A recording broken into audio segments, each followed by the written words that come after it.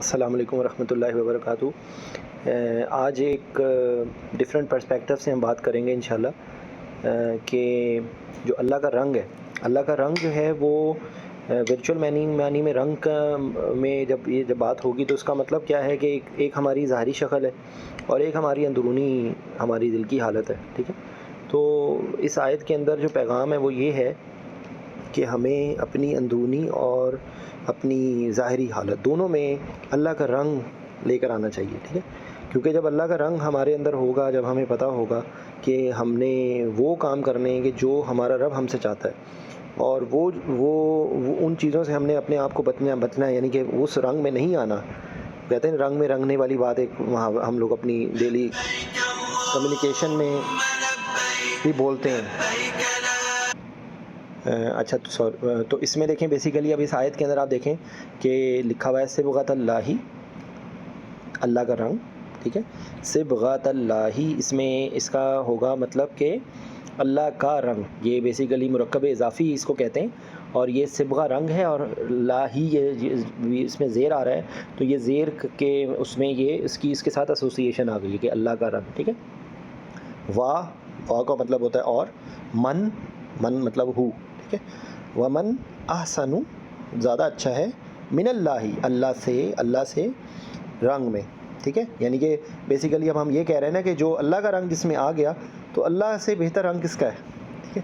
کہ دیکھیں کتنی خوبصورت بات ہے، اور اس کے اندر ایک رنگ کے لفظ کے ساتھ ورچولی وہ یہ کہا جا رہا ہے کہ اگر ہم اپنی اٹھنے بیٹھنے چلنے پھرنے ہر چیز کے اندر ہمارا بات کرنے کا طریقہ، ہمارے ظاہریت، ہمارا جو چہرہ ہے، ہمارے ہر معاملہ ہے، اس میں کسی کے ساتھ ہم نے ڈیلنگ کرنی ہے، اگر اس کے اندر سب میں اللہ کا رنگ آ جائے تو اس سے بہتر کیا چیز ہو سکتی ہے، ٹھیک ہے۔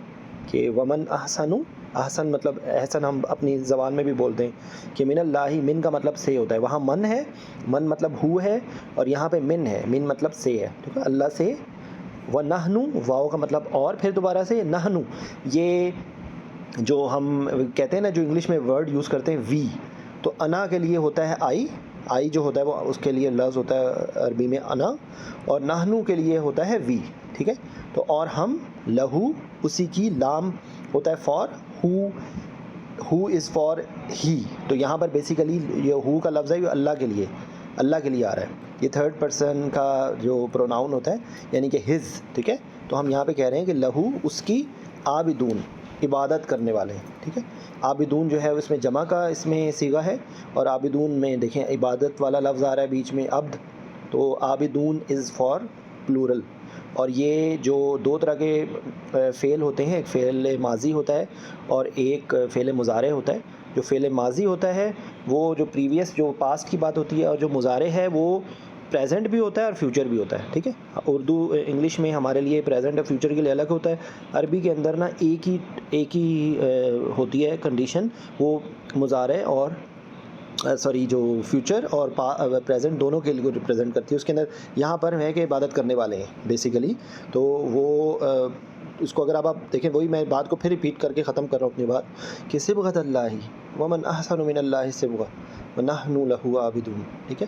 تو بیسیکلی دیکھیں کہ یہ اس میں ہم اگر اس آیت کو ہم جیسے کہتے ہیں نا کہ قرآن پاک کی ہر آیت کے اندر ایک ایسا پیغام ہے کہ اگر ہم اس کے ورچوئل معنی میں جائیں، اس کو سوچیں تو ہماری زندگی بدل سکتی ہے۔